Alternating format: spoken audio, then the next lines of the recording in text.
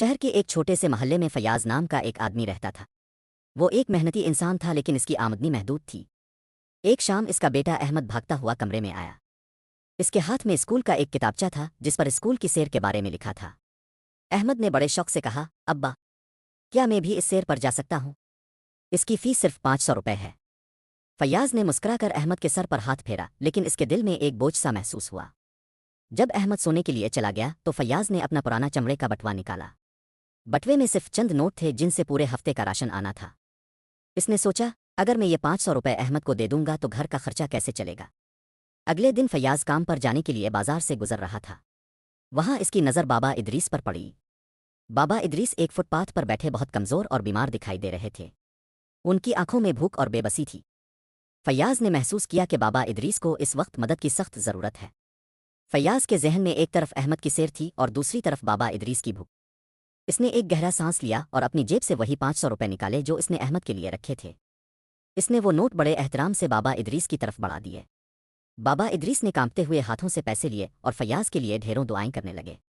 انہوں نے آسمان کی طرف ہاتھ اٹھا کر کہا، بیٹا، اللہ تمہیں اس کا اجر دے گا اور تمہارے رزق میں غیب سے برکت ڈالے گا۔ فیاض کو ایک عجیب سا دلی سکون محسوس ہوا۔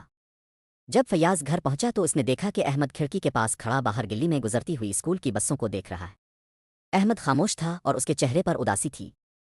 فیاض کو یہ دیکھ کر بہت دکھ ہوا کہ شاید وہ اپنے بیٹے کی خواہش پوری نہیں کر پائے گا۔ اچانک دروازے پر دستک ہوئی۔ فیاض نے دروازہ کھولا تو سامنے اس کا ایک پرانا گاہک سلیم صاحب کھڑے تھے۔ سلیم صاحب نے مسکراتے ہوئے ایک لفافہ فیاض کی طرف بڑھایا اور کہا، فیاض صاحب، یہ آپ کا وہ بونس ہے جو پچھلے سال کا رہتا تھا۔ میں آج ادھر سے گزر رہا تھا تو سوچا دیتا چل لو۔